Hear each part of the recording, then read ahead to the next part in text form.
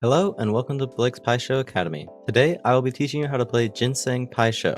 Ginseng Pai Sho is a variant of Pai Sho that is somewhat similar to chess, so if you have some experience there, it should hopefully make learning the game a lot easier. But at the same time, of course, you don't need to know anything about chess in order to play Ginseng Pai Sho. Now, let's begin discussing the rules. First, I need to talk about the board and how it is set up. It will be orientated like this, where a small red triangle is directly at the bottom and the bottom white triangle is on the left. The small red triangles are called temples, and the temples are specifically the single point entirely in the triangle, which you can see here highlighted. The brown areas between the small red triangles, or temples, are called the neutral gardens. The large white triangles are the white gardens, and the large red triangles are the red gardens. Now, this horizontal line in the middle of the board is aptly called the midline. Now the setup with the tiles. There will be tiles at the start of the game already on the board. They will be arranged like this, with each player starting with one white lotus tile, one lion turtle tile, one of each of the original benders being the koi, badgermole, dragon, and sky bison. Each player will also have two wheel tiles, two ginseng tiles, and two orchid tiles. Now in Ginseng Pai Sho, the objective of the game is to be the first player to get your white lotus tile across the midline into your opponent's side of the board. Players will take alternating turns beginning with the guest, and on your turn you must select one of your tiles and move it, then activate abilities where they are applicable. If a player ever reaches a point in the game where they have no moves available to them that they can legally make, then the game is ruled a draw. I will now explain the foundational rules of Ginseng Pai Sho that apply to all tiles, with a few exceptions that I will discuss when going into detail about each different tile. First is movement. Each tile is allowed to move up to 5 spaces. Tiles are played on the intersections as shown in the setup, and tiles move horizontally and vertically along the lines from point to point, not diagonally. When moving, tiles may not pass through each other. They must navigate around tiles when moving. They also cannot end their movement on the same space that they were on at the start of the turn. Now, capturing. Each tile can capture, and you may capture your opponent's tiles by moving your tiles onto theirs.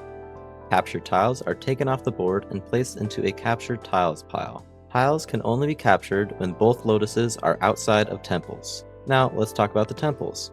The northern and southern temples may only be used by the white lotuses that begin in them. Every tile may enter the east and western temples. Tiles inside temples cannot be captured. When you move a tile that is not the lotus into a temple, you may exchange it with one of your captured tiles, bringing your captured tile back to the board in the temple and removing the tile that you moved into the temple off the board into the captured tiles pile. Now let's go over each different tile individually. First is the koi tile, the first of the original bender tiles. It traps all surrounding opponent tiles when the koi is touching a white garden. Now this is a good time to clarify some things. In Ginseng Pai Sho, surrounding means one of the 8 spaces around a tile, up, down, left, right, and diagonally adjacent. Next, to touch a garden, a tile needs to be on a space where at least half of it is that garden. So, for example, if a tile lies on this space on the midline, then that tile is touching both a white and red garden. And when a tile is trapped by the koi, they cannot move. Now that that is out of the way, the next tile to discuss is the Badgermole. After moving the Badgermole, you may choose to flip one surrounding tile over the Badgermole if the Badgermole is touching a white garden, as shown here. Next is the Dragon tile. After moving the Dragon tile, you may push one surrounding tile away from the Dragon if the Dragon tile is touching a red garden, as shown here. Last of the original bender tiles is the Sky Bison tile. This tile grants +1 movement to surrounding tiles that belong to the same player, if the Sky Bison is touching a red garden.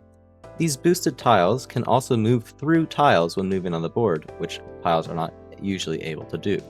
This ability does not affect the white lotus tile or the wheel tile. The next tile is the lion turtle tile. This tile temporarily nullifies the abilities of opposing tiles while they are in a surrounding space of the lion turtle tile. This ability does not affect the opposing lion turtle. Now, the orchid tile. When this tile captures a tile, the orchid tile that captured is also removed from the board and treated as though it was captured. Something to note about this ability that is not so obvious is that it has an interesting interaction with the lion turtle, where if an orchid captures a tile on a surrounding space of an opposing lion turtle, then the orchid that just captured the tile is not removed from the game as it usually would be, as its ability is nullified by the lion turtle. Next is the tile that is the name of the game, the Ginseng tile. Your ginseng tile prevents any of your tiles from being captured if they are in line of sight of the ginseng tile on the horizontal and vertical lines up to 5 spaces away from the ginseng tile. This means that if your ginseng is here, then any of your tiles will be protected from capture if they lie on one of these points with no other tiles in between them and the ginseng tile. The ginseng tile is unable to capture any tiles. Now is the wheel tile. The wheel tile moves differently than all other tiles. When moving the wheel, it can only move in straight lines, vertical or horizontal, without turning. But it can move any number of spaces. Lastly is the white lotus tile. This tile also moves differently. It moves by jumping over tiles diagonally, as shown here. It can jump any number of times when moving. The white lotus cannot capture tiles. When the white lotus is captured, it is returned to the temple where it started the game in. And that is all you need to know to play a full game of Ginseng Pai Sho. That's going to be all for this video. I'm not going to include an example game for Ginseng just because there are so many different interactions in this game that it would be far too many to attempt to showcase in a video like this without it going on for an hour most likely. Also, as a side note, if you have a background with chess or at least know how to play chess even if you don't play it, then I believe it is highly likely that you'll find Ginseng Pai Sho very intuitive and easy to pick up. That was the case for me. Anyway, thank you for watching. Bye bye.